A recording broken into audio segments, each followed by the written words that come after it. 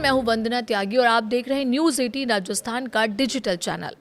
America और Israel लंबे वक्त से एक दूसरे के सबसे करीबी सहयोगी माने जाते हैं, लेकिन ईरान के मुद्दे पर अब दोनों देशों के शीर्ष नेताओं यानी कि अमेरिकी राष्ट्रपति डोनाल्ड ट्रंप और इजरायली प्रधानमंत्री बेंजामिन नेतन्याहू के बीच मतभेद खुलकर सामने आने लगे हैं। जब अमेरिका और इजराइल ने ईरान के खिलाफ सैन्य कार्रवाई शुरू की थी, तब इसे दोनों देशों का संयुक्त अभियान माना गया। शुरुआत में दोनों नेताओं का लक्ष्य एक जैसा दिख रहा था, लेकिन जैसे जैसे समय बीता, उनकी रणनीति और प्राथमिकताओं में अंतर साफ नजर आने लगा। युद्ध, शांति समझौते, कूटनीति और बातचीत के बीच अब ये सवाल उठ रहा है कि क्या ट्रंप और नेतन्याहू की राहें अलग हो चुकी हैं। हाल ही में इजराइल ने लेबनान और ईरान पर हमले किए। इन घटनाओं ने संकेत दिया कि अमेरिका और इजराइल दोनों की प्राथमिकताएं अब पहले जैसी नहीं रही।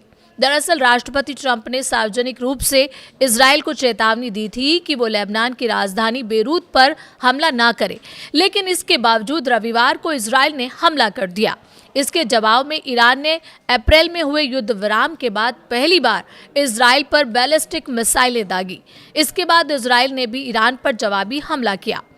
दिलचस्प बात यह रही कि उसी समय ट्रंप प्रशासन कई हफ्तों से ईरान के साथ संवेदनशील बातचीत में जुटा हुआ था और शांति समझौते की दिशा में आगे बढ़ रहा था।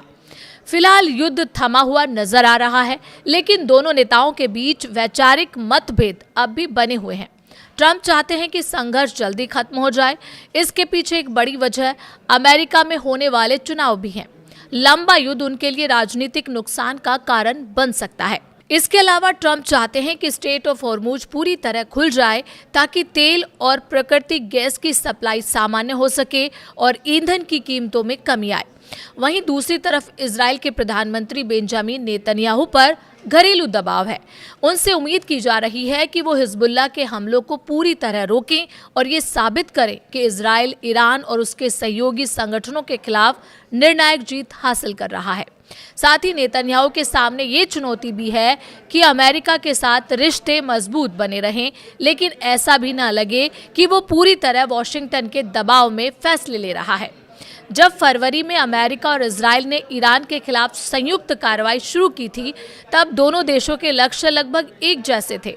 नेतन्याहू ने कहा था कि उनका उद्देश्य ईरान की सैन्य ताकत को कमजोर करना, उसके परमाणु और बैलिस्टिक मिसाइल कार्यक्रम को खत्म करना और वहां की सरकार को अस्थिर करना है। शुरुआती दौर में ट्रंप भी ईरान के सर्वोच्च नेता की मौत का दावा किया और ईरानी जनता से अपने देश को वापस लेने की अपील की थी, लेकिन कुछ ही समय बाद दोनों नेताओं की सोच में अंतर साफ दिखाई देने लगा। ट्रंप जल्दी और सीमित सफलता चाहते थे, जबकि नेतन्याहू लंबे समय तक सैन्य अभियान चलाकर ईरान और उसके सहयोगी संगठनों को पूरी तरह कमजोर करना चाहते थे। जैसे जैसे युद्ध लंबा खिंचता गया और स्ट्रेट ऑफ हॉर्मुज बंद रहा, दोनों देशों की परेशानी भी बढ़ने लगी। अमेरिका में पेट्रोल और दूसरी जरूरी चीजों की कीमतें बढ़ गई। ट्रंप के विरोधियों ने उन पर चुनावी दावे तोड़ने और अमेरिका को एक और पश्चिमी एशिया संघर्ष में धकेलने का आरोप लगाया।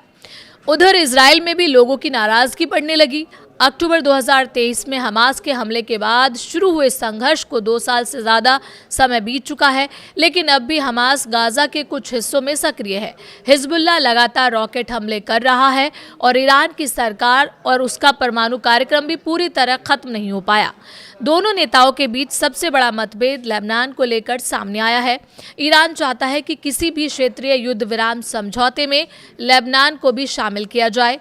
माना जा रहा है कि समझौते को आगे बढ़ाने के लिए ट्रंप इस मांग को स्वीकार करने के पक्ष में है, लेकिन इजराइल, लेबनान और ईरान के मोर्चों को अलग अलग रखना चाहते हैं और दक्षिणी लेबनान में तब तक सैन्य अभियान जारी रखना चाहते हैं जब तक हिजबुल्लाह का खतरा पूरी तरह खत्म नहीं हो जाता।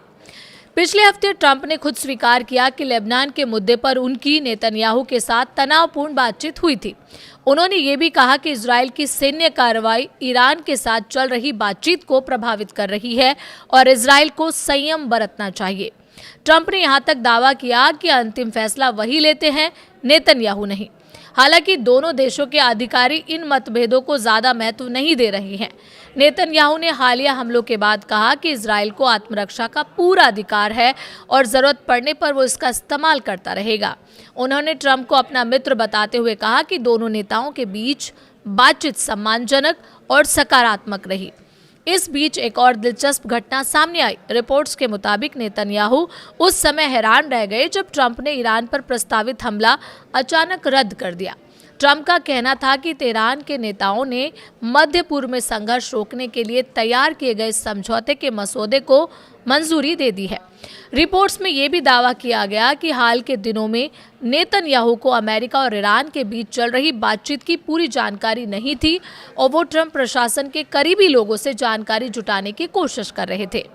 विश्लेषकों का मानना है कि अब अमेरिका और इजराइल के हित पूरी तरह एक जैसे नहीं रहे हैं। ट्रंप नवंबर में होने वाले चुनाव से पहले पेट्रोल की कीमतें कम रखना चाहते हैं और युद्ध खत्म करने के पक्ष में हैं। वहीं नेतन्याहू अपने घोषित सैन्य लक्ष्यों को पूरा करने के दबाव में हैं और वो ईरान और उसके सहयोगियों के खिलाफ अभियान जारी रखना चाहते हैं। यही वजह है कि आज ट्रंप और नेतन्याहू कई अहम मुद्दों पर आमने सामने दिख रहे हैं और समय समय पर दोनों के बयानों में भी मतभेद साफ नजर आ रहा है।